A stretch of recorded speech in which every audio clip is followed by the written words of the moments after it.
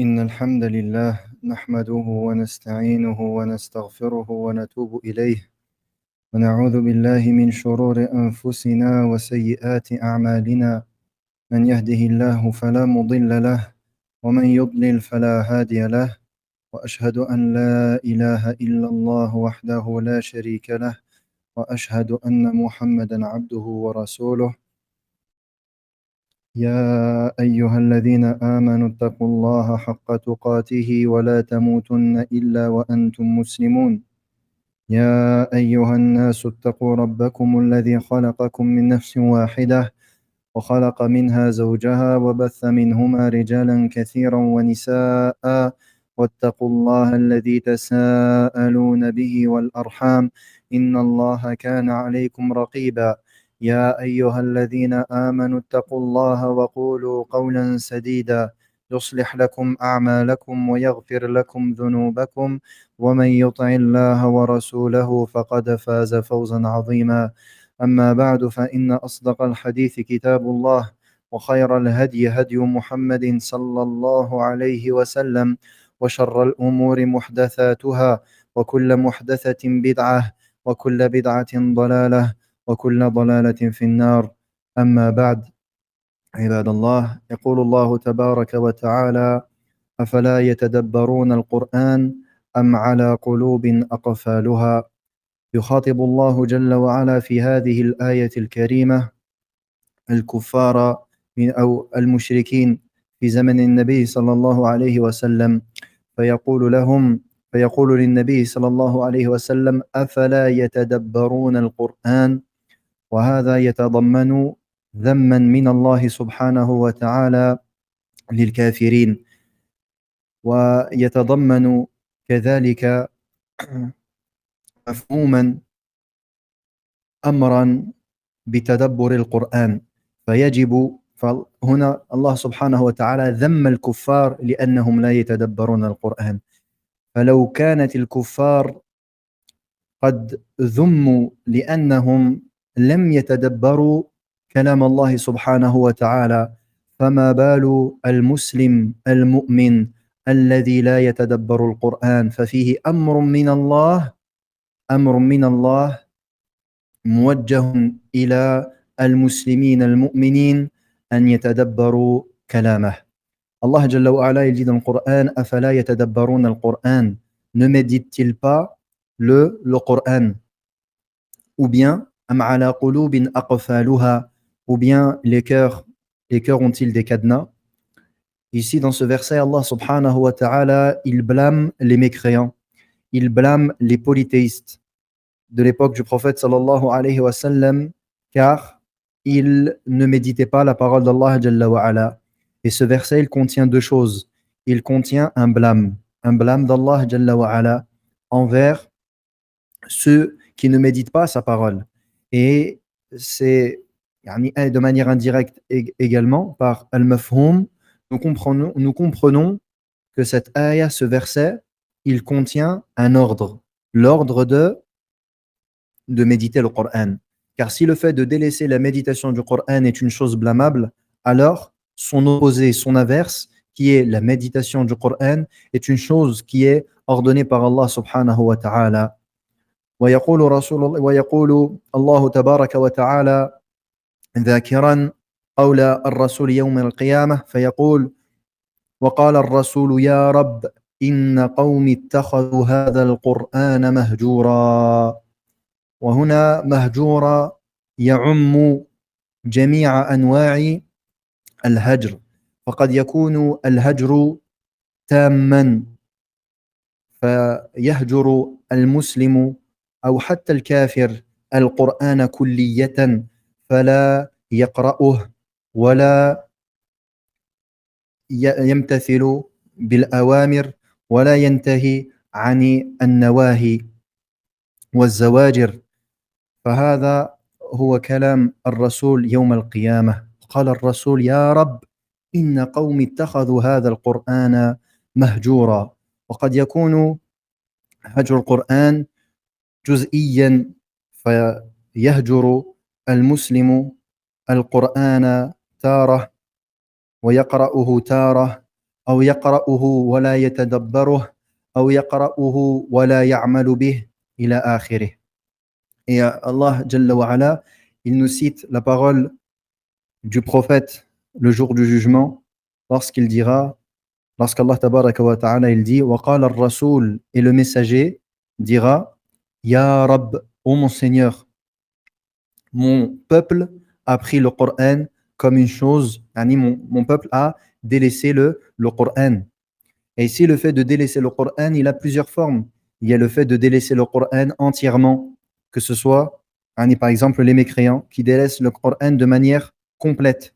Et il y a également le fait de délaisser le Coran en tant que croyant, le fait de délaisser la lecture.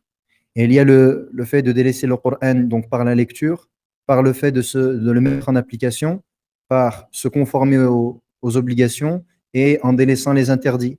Et il y a une forme de délaissement qui est le fait de le lire, mais de ne pas le mettre en pratique. Ou alors de le lire, mais de ne pas le méditer, etc. etc. Et donc c'est pour cela qu'il convient de s'attacher au Coran. Il convient de s'attacher à la parole d'Allah Jalla wa Ala. Et il est inconcevable qu'un croyant puisse laisser passer un jour sans lire le Coran. Ceci est inconcevable. Et il n'est pas concevable qu'un croyant qui croit en Allah et au jour du jugement soit incapable de lire la parole d'Allah Jalla wa Ala dans la langue dans laquelle il a été descendu. Allah Jalla wa Ala a révélé le Coran en arabe. Il est donc extrêmement important, voire même obligatoire, d'apprendre la langue arabe et à minima de savoir lire la parole d'Allah Jalla wa Ala afin d'avoir la récompense. Et malheureusement, les années passent. Les années passent et de nombreuses personnes parmi les musulmans qui sont non arabophones ne font pas les efforts afin d'apprendre la langue arabe. Et ici, celui qui s'adresse à vous n'est pas né arabophone. Je ne suis pas né arabophone. J'ai appris la langue arabe comme mes autres frères qui sont nés en France et qui ont fait les efforts pour étudier. Donc ici, j'enjoins mes frères et j'enjoins mes sœurs à apprendre la langue arabe et à délaisser le français et à arrêter de lire le Coran uniquement en français et à repousser l'apprentissage de la langue arabe parce que le fait de repousser l'apprentissage de la langue arabe, c'est repousser la lecture du Coran. Et si vous pouvez lire le Coran, mais que vous ne pouvez pas le comprendre, eh bien, c'est repousser la compréhension du Coran. Et c'est le fait de se priver d'un très grand bien. Et wallahi, parfois on se demande comment est-ce que la vie du croyant, elle peut être sans la parole d'Allah, Jalla wa Ala.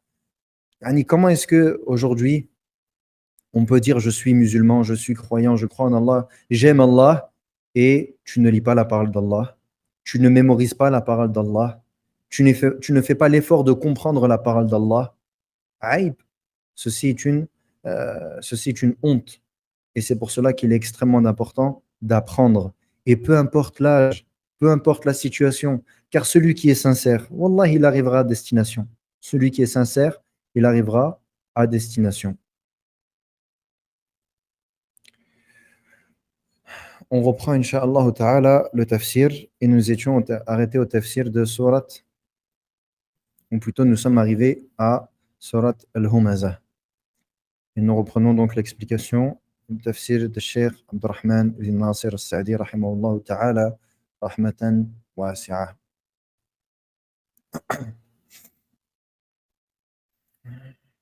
طيب. يقول المصنف رحمه الله تفسير سورة ألهاكم تفسير سورة الهمزة وهي مكية. بسم الله الرحمن الرحيم. ويل لكل همزة لمزة الذي جمع مالا وعدده يحسب أن ماله أخلده كلا لينبذن في الحطمة وما أدراك ما الحطمة نار الله الموقدة التي تطلع على الأفئدة إنها عليهم مؤصدة في عمد ممددة. ويل أي وعيد ووبال وشدة عذاب لكل همزة لمزة الذي يهمز الناس بفعله ويلمزهم بقوله فالهماز الذي يعيب الناس ويطعن عليهم بالإشارة والفعل واللماز الذي يعيبهم بقوله ومن صفة هذا الهماز اللماز أنه لا هم له سوى جمع المال وتعديده والغبطة به وليس له رغبة في إنفاقه في طرق الخيرات وصلة الأرحام ونحو ذلك. Allah tabaraka wa ta'ala il dit Bismillahir Rahmanir Rahim Wailul li kulli humazatil lumazah. Malheur à tout calomniateur, diffamateur. Alladhi jama'a malan wa addadah, qui amasse une fortune et la compte. Yahsabu anna malahu akhladah, qui pense que sa fortune le rendra éternel. Kalla la yumbadhanna fil hutamah, il sera certes jeté dans al-hutamah. Wama adraka mal hutamah, et qui te dira ce qu'est al-hutamah? Narullahi al-muqadah, le feu d'Allah ardent, attisé. Allati tattali'u ala al-af'idah, qui monte jusqu'au cœur. Innaha alayhim muqsadah, il se refermera sur eux. Fi amadim mumaddadah, en colonne de flammes étendue. Wailun, malheur. Wailun, ici c'est une menace. C'est une menace. Wailun, c'est une menace d'Allah tabaraka wa ta'ala. D'abord, la surah elle est mekkiya. La surah elle est mekkiya. Comme la plupart des sourates de Juz Amma. Elle est mekkiya. Il dit Wailun, malheur, c'est-à-dire donc c'est une menace d'un châtiment douloureux d'Allah tabaraka wa ta'ala. Li kulli humazatil lumazah. Ici on a Al-Hammaz et Al-Lammaz. Al-Hammaz, donc, là on a Humazah et Lumazah. Donc, Al-Hamz dans l'ordre, ce qui est traduit par calomniateur. Al-Hamz, c'est celui qui blâme, diffame et critique les gens par les gestes. Et Al-Lamz, c'est le fait de critiquer les gens par la parole. Donc, c'est pour ça que la traduction, elle n'est pas très précise que je viens de vous donner. Donc, Al-Wailul li kulli humazah. Al-Humazah, donc Al-Hamz, on a dit, c'est quoi? C'est le fait de critiquer par le geste et l'action. Et Al-Lamz, c'est le fait de critiquer par la parole. Et donc fait partie des caractéristiques de ce Hammaz, Lammaz, que son seul objectif et sa seule envie, c'est de rassembler le bien, de le comptabiliser et de s'enorgueillir avec, de s'en vanter avec. Et il n'a aucune volonté de le dépenser dans les voies du bien et dans le fait d'entretenir les liens de parenté et ce qui est similaire. يحسب بجهله أن ما له أخلده في الدنيا فلذلك كان كده وسعيه كله في تنمية ماله الذي يظن أنه ينمي عمره أو ينمي عمره أنه ينمي عمره. Il pense يحسب avec son ignorance, par son ignorance أن ما له أخلده, que sa fortune le rendra éternel dans cette dunya.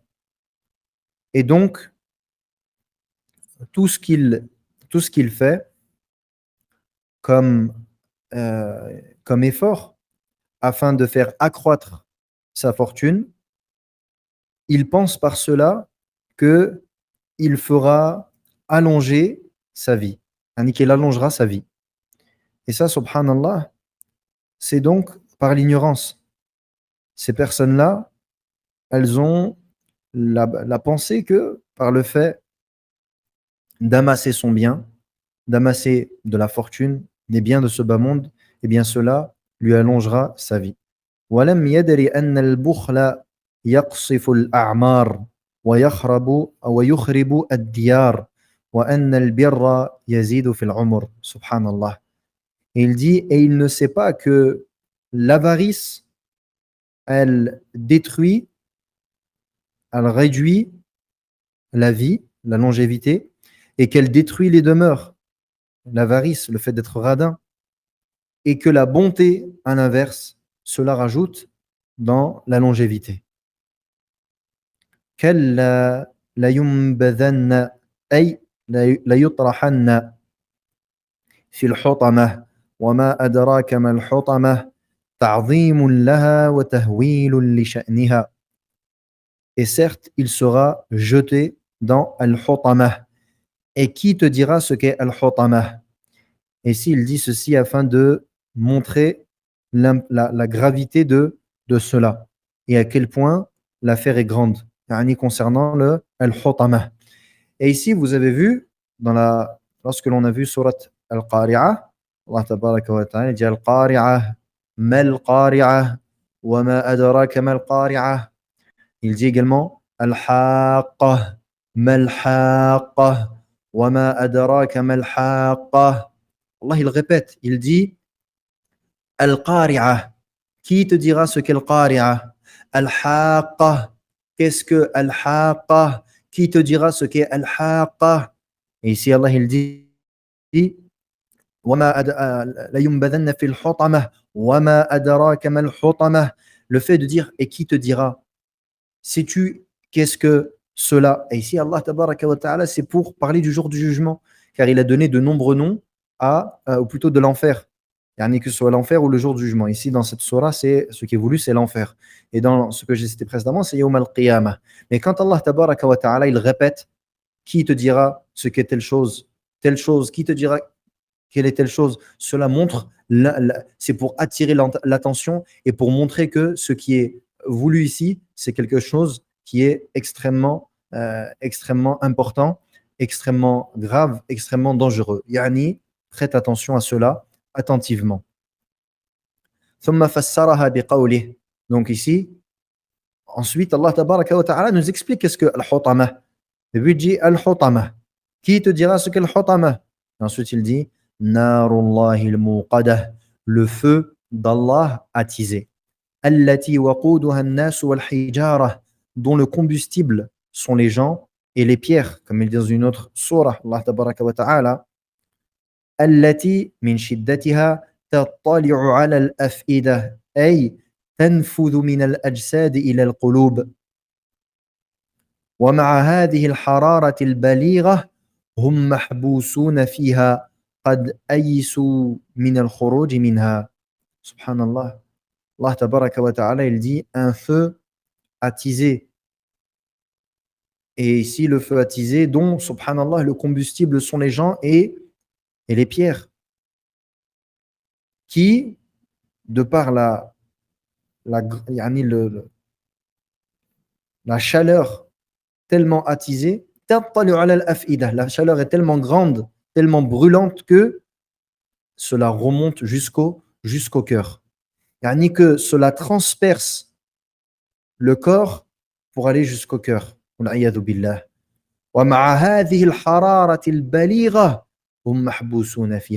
Et malgré cette chaleur intense, ils sont enfermés dans cet enfer.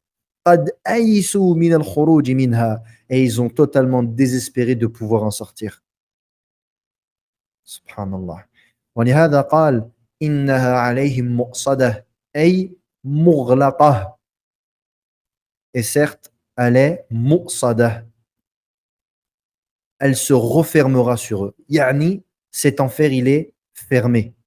في عمد من خلف الأبواب ممددة لئلا يخرجوا منها. Subhanallah. Comment est-ce que l'enfer est fermé? L'enfer est fermé. Oh, subhanallah. L'enfer est fermé par des colonnes de flammes qui sont derrière les portes de l'enfer. Subhanallah. Afin que les gens de l'enfer ne sortent pas. كلما أرادوا أن يخرجوا منها أعيدوا فيها. نعوذ بالله من ذلك ونسأله العفو والعافية. آمين. Et comme il dit Allah dans une autre ayah, dans la traduction, à chaque fois qu'ils voudront sortir de celle-ci, ils y seront retournés. On demande à Allah de nous protéger du feu de l'enfer. تفسير سورة الفيل قال المصنف رحمه الله تفسير سورة الفيل وهي مكية. L'explication de Surat al-Fil. C'est une surah qui est مكية. بسم الله الرحمن الرحيم. ألم تر كيف فعل ربك بأصحاب الفيل ألم يجعل كيدهم في تضليل وأرسل عليهم طيرا أبابيل ترميهم بحجارة من سجيل فجعلهم كعصف مأكول. أي أما رأيت من قدرة الله وعظيم شأنه ورحمته بعباده وأدلة توحيده وصدق رسوله صلى الله عليه وسلم محمد ما فعله الله بأصحاب الفيل الذين كادوا بيته الحرام بيته الحرام وأرادوا إخرابه فتجهزوا لأجل ذلك واستصحبوا معهم الفيلة لهدمه وجاءوا بجمع لا قبل للعرب به من الحبشة واليمن. Ensuite, Surat al-Fil, Surat de l'éléphant. Allah tabaraka wa ta'ala nous dit dans la traduction: N'as-tu pas vu comment ton Seigneur a agi envers les gens de l'éléphant? N'a-t-il pas rendu leur ruse complètement vaine et envoyé sur eux des oiseaux par volée qui leur lançaient des pierres d'argile et il les a rendus semblables à une paille mâchée? Allah, il dit, Cheikh Saadi rahimahullah, dans l'explication, n'as-tu pas vu la grande capacité d'Allah subhanahu wa ta'ala et la grandeur de son rang et sa miséricorde envers ses serviteurs et l'épreuve de son tawhid et de la véracité de son messager Muhammad sallallahu alayhi wa sallam? N'as-tu pas vu cela par ce qu'Allah azza wa jal a affligé ou a fait aux gens de l'éléphant, ceux qui ont voulu ruser contre la Kaaba et qui ont voulu la détruire? Ils ont donc préparé pour cela une armée et ils ont préparé des éléphants afin de la détruire. Et ils sont venus avec une armée qui n'avait point de début ni de fin pour les Arabes, qui venait de Al-Habasha, l'Éthiopie actuelle, et du Yémen. فلما انتهوا إلى قرب مكة ولم يكن بالعرب مدافعة وخرج أهل مكة من مكة خوفا على أنفسهم منهم أرسل الله عليهم طيرا أبابيل أي متفرقة تحمل حجارة محماة من سجيل. Et dès lors qu'ils se sont rapprochés de Mecca et que les Arabes n'avaient aucune possibilité de les repousser et que les gens de Mecca sont sortis de Mecca par peur, Allah Azza wa Jal leur a envoyé des oiseaux par volée, c'est-à-dire donc qui étaient éparpillés et qui portaient des pierres d'argile. Faramathum biha, ces oiseaux les ont donc jetés sur ces armées. وتتبعت قاصيهم ودانيهم, et sans rater aucun de cette armée. فخمدوا وهمدوا وصاروا كعصف مأكول وكفى الله شرهم ورد كيدهم في نحورهم وقصتهم معروفة مشهورة. وكانت تلك السنة التي ولد فيها رسول الله صلى الله عليه وسلم فصارت من جملة إرهاصات دعوته ومقدمات رسالته فلله الحمد والشكر. Et après cela, donc, les oiseaux, ils ont détruit, ils ont vaincu l'ensemble de cette armée et ils ont fini comme des pailles mâchées. Malgré que ce qui a été envoyé, c'est quoi dans l'armée? Des éléphants. Et quel animal! Et quel animal! C'est comme si aujourd'hui on parlait de tank. C'est quelque chose d'énorme et de robuste. Surtout que ce n'est pas quelque chose que les Arabes ont l'habitude de voir. Et les éléphants, ce n'est pas des animaux qu'on trouve dans la péninsule arabique. Ce n'est pas des animaux que les Arabes ont l'habitude de côtoyer ou de fréquenter.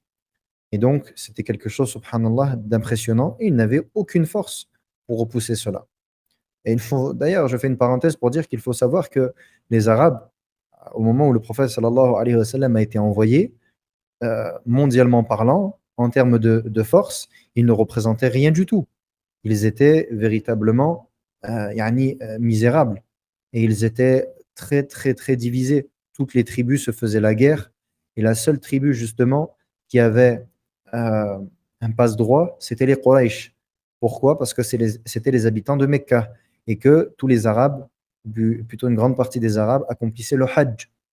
Bien que c'était un Hajj euh, qui comportait du shirk, évidemment, mais c'était les Arabes qui étaient, c'était les Quraysh qui étaient responsables de la Kaaba, de Mecca. Et donc, ils n'étaient pas attaqués. Parce que s'ils les attaquaient, qu'ils les pillaient, ils ne pourraient pas accomplir le Hajj en toute sérénité, en toute sécurité. C'est pour cela qu'on va voir juste après dans Surat Quraysh que Allah Azza wa Jal, il se vante de cela envers les Arabes.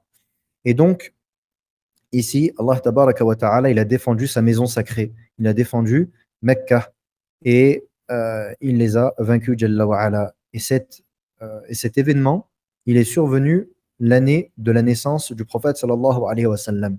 Cela fut donc une introduction à la prophétie du prophète sallallahu alayhi wa sallam. تفسير سورة لإيلاف قريش وهي مكية.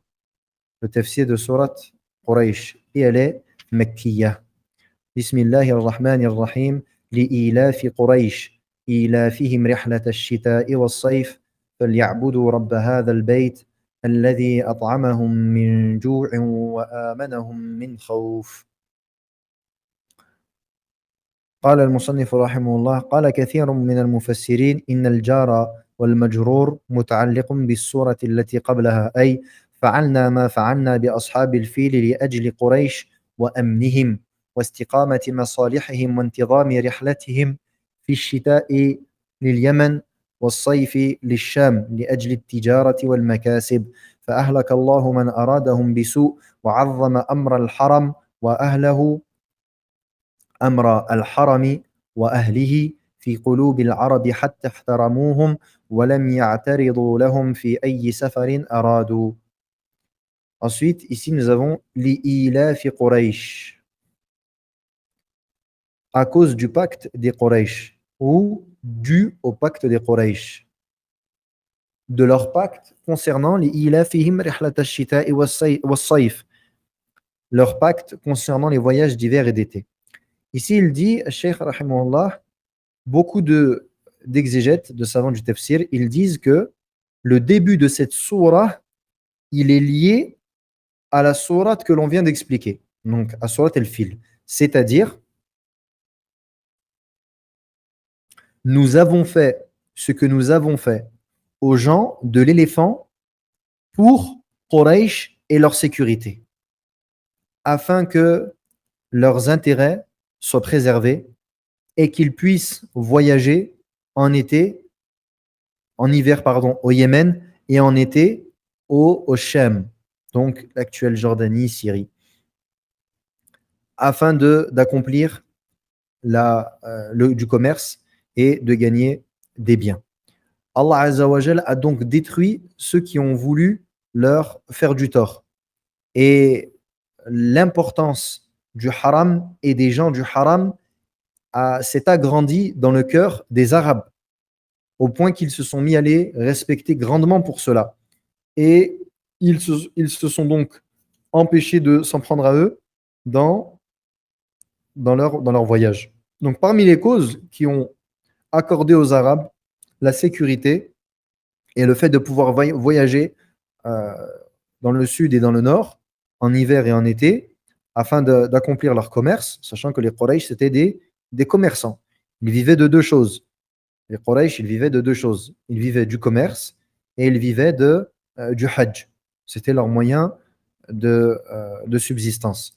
Donc Allah Tabaraka wa Ta'ala, il dit par comment nous nous sommes comportés et comment nous avons vaincu, détruit, humilié les gens de l'éléphant, cette armée, et bien par cela, les Quraysh ont pu avoir le pacte qu'ils ont eu avec les autres Arabes et ils ont pu donc obtenir cette sécurité qui leur a garanti le fait de pouvoir voyager en toute sécurité et également d'être en sécurité dans leur ville. Et comme je vous l'expliquais précédemment, il faut bien savoir que à l'époque, la péninsule arabique était extrêmement instable et que c'était très dangereux de voyager et que les coupeurs de route et les voleurs, ils étaient extrêmement nombreux et que c'était ainsi que les choses fonctionnaient.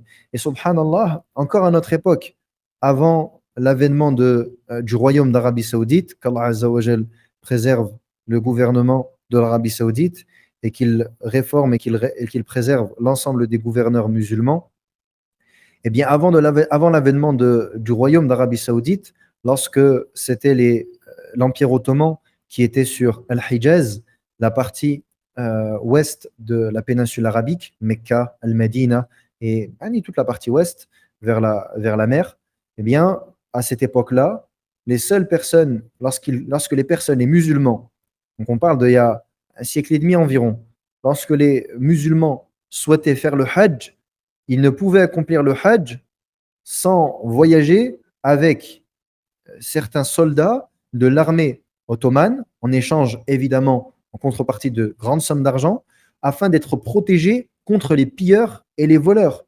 Et ça, subhanallah, c'était il y a encore pas très longtemps.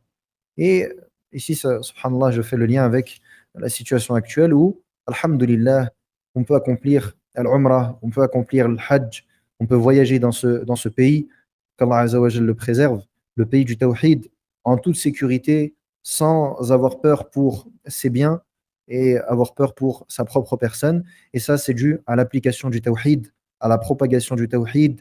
Et Allah Azza wa Jal, c'est ainsi qu'il récompense les gens du Tawhid. Et Allah Azza wa Jal a donc donné de ses bienfaits aux gens de ce pays, qu'Allah subhanahu wa ta'ala réforme ce qu'il y a à réformer et qu'Allah Azza wa Jal rajoute de ses bienfaits aux gouverneurs ainsi qu'aux gouvernés. Ensuite, il dit Allah tabaraka wa ta'ala فَلْيَعْبُدُوا رَبَّ هَذَا الْبَيْتِ, qu'ils adorent alors le Seigneur de cette maison, de cette demeure. أي ليوحدوه ويخلصوا له العبادة, qu'il l'unifie dans l'adoration et qu'il lui accorde un culte sincère. الذي أطعمهم من جوع وآمنهم من خوف, فرغدوا الرزق والأمن من المخاوف من أكبر النعم الدنيوية الموجبة لشكر الله تعالى.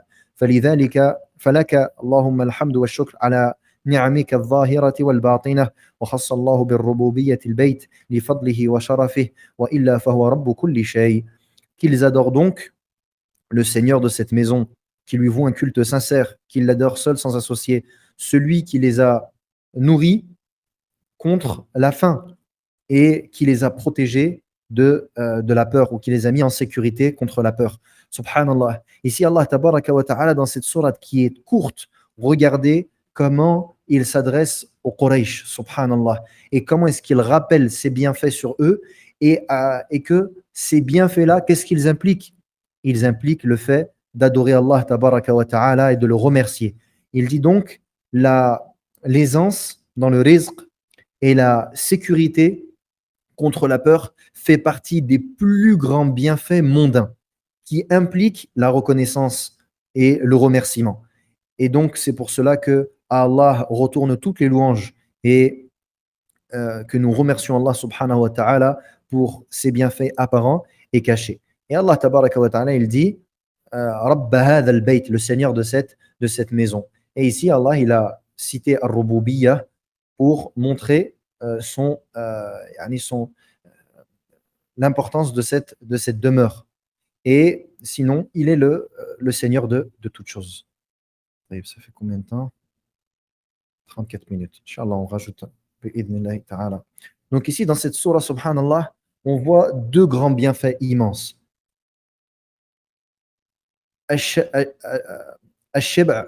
wa al-amn. Le fait d'être rassasié, et al-shiba' et al-amn, la sécurité.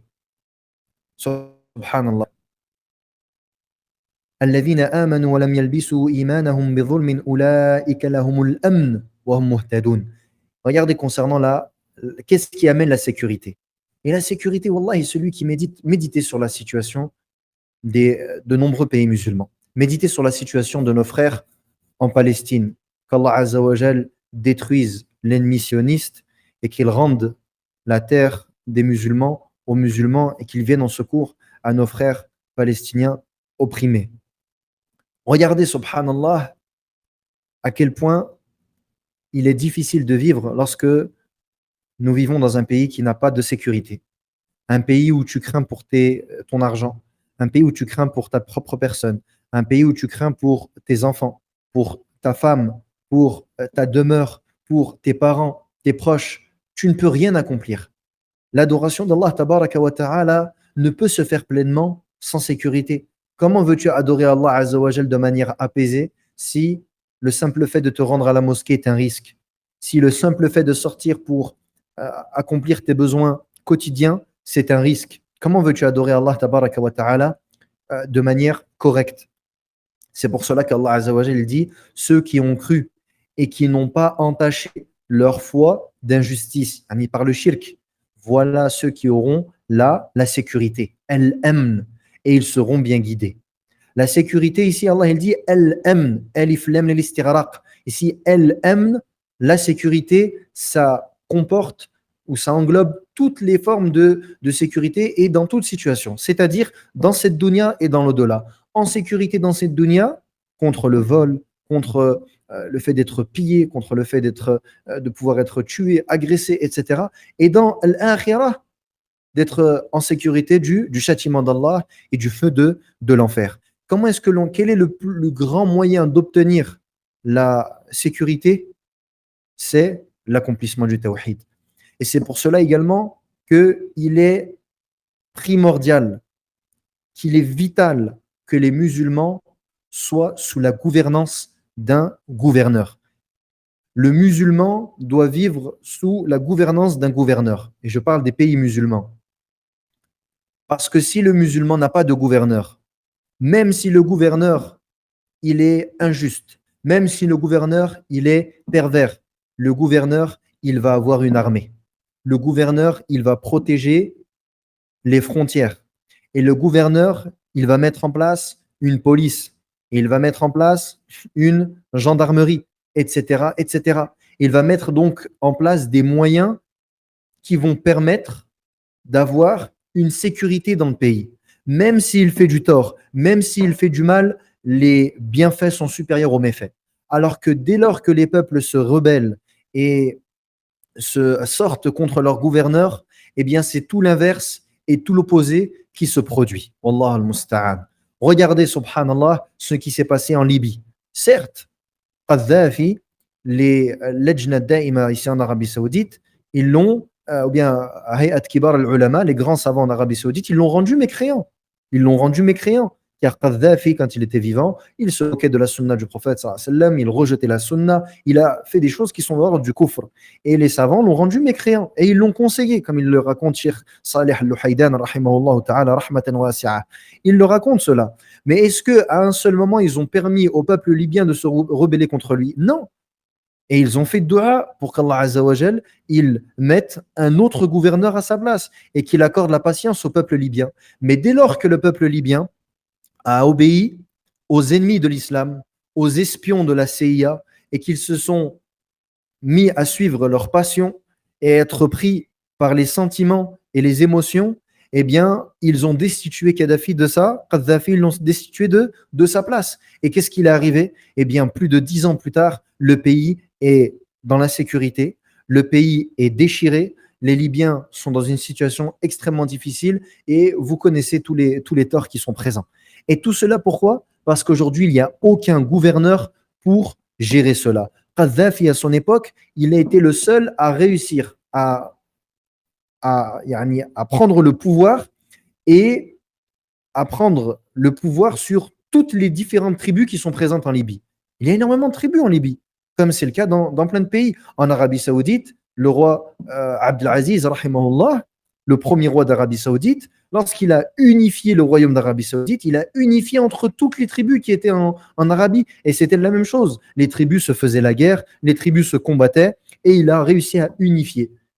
Bien que ici, ce n'est pas le fait de comparer le Kadhafi et le roi Abdelaziz, c'est incomparable. Mais ici, pour dire que le gouverneur, il a effectivement ses torts, même au point où il peut être rendu mécréant. Mais il y a plus de bien à ce qu'il reste en tant que gouverneur, de manière légiférée, plutôt qu'il soit que l'on essaye de l'enlever, de le destituer ou qu'on le destitue et qu'au final, il y ait plus de méfaits. Regardez en Syrie, ils ont essayé pareil. Bachar al-Assad, il a été rendu mécréant par des savants.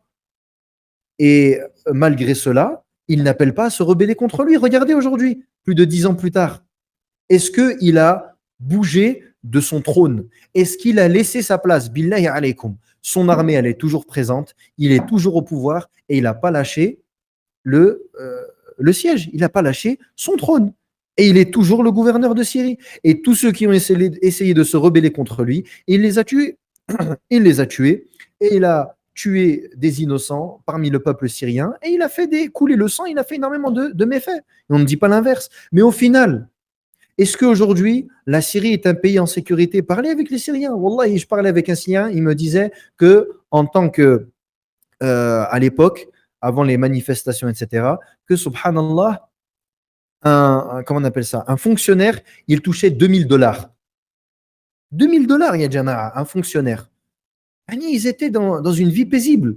Certes, il y avait les méfaits qu'il y avait, etc., mais ils étaient en sécurité.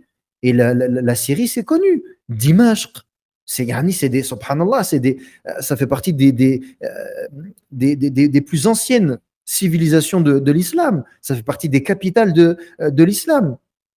Mais lorsque les gens ont suivi les fattanin, donc tous ceux qui ont appelé le peuple syrien, la samahahumullah, qu'Allah ne les excuse pas pour cela, ceux qui ne se sont pas repentis, et ils auront des comptes à rendre le jour du jugement, et ils devront rendre des comptes devant Allah tabaraka wa ta'ala de tout le sang qu'ils ont fait couler.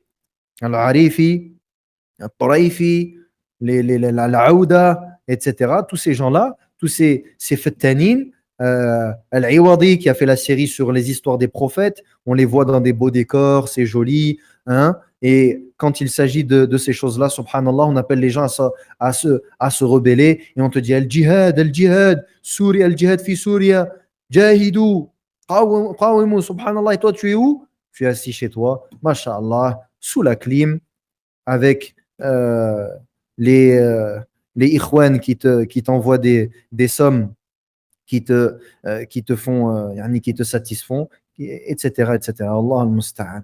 Et donc ici, cette parenthèse pour dire que la sécurité fait partie des plus grands bienfaits d'Allah tabaraka wa ta'ala. C'est pour cela que Allah, dans cette surah, il parle de la sécurité et également le fait d'être rassasié et le fait de ne pas avoir faim et de ne manquer de rien. Et c'est exactement la même chose. Parler avec les gens qui sont en Syrie, parler avec les gens qui sont en Palestine, bien que ce ne soit pas du fait qu'ils se sont rebellés, mais ça fait partie des plus grands bienfaits d'Allah tabaraka wa ta'ala. C'est pour cela qu'il faut remercier Allah jalla wa ala pour ses bienfaits et qu'il faut se rendre compte de la place du gouverneur en islam. Parler avec les Tunisiens, parler avec, subhanallah, combien de pays, on ne peut même pas les citer. Parler avec ces gens-là. Et ils vous le diront, wallahi, à l'époque, on était, malgré les méfaits qu'il y avait, il n'y avait pas, la situation était meilleure, subhanallah. Donc ici, on se rend compte de cela et Allah al-Musta'an, j'ai fait une parenthèse qui a pris du temps et je ne veux pas être très long et je m'arrêterai là donc pour le tafsir. Donc ici vraiment, prenez cela en considération et apprenez les fondements de la sunna. Apprenez les fondements de votre religion, as-salafiyya. فالمسلم يتعلم أصول دينه ويراعي المصالح والمفاسد ولا ينبغي للمؤمن أن يكون عاطفيا. هذه العواطف ينبغي للمسلم أن يتركها وأن يزن بميزان الشرع. عليه أن يزن بميزان الشرع بما جاء به Allah tabaraka wa ta'ala wa rasuluhu sallallahu alayhi wa sallam wa ma kana alayhi salaful ummah. On doit donc peser avec la balance légiférée et on doit délaisser les émotions. Wallahi, le musulman, il ne doit pas vivre avec les sentiments et les émotions. On doit vivre avec la balance du livre et de la sunna. Et on ne doit pas écouter ceux qui, dans leur discours, justement, appuient sur cela. Les pleureurs, les crieurs, tous ces gens-là, les conteurs d'histoire, ce sont des gens qui s'appuient dans leur discours sur le pathos. Yani, la sentimentalité des gens. Il cherche à éveiller en vous vos sentiments afin de vous prendre par le bout du nez et de vous emmener là où ils veulent vous emmener. Et c'est ainsi que Shaitan, il leur insuffle de faire. Délaissons les sentiments. Et on doit peser avec la balance de notre religion.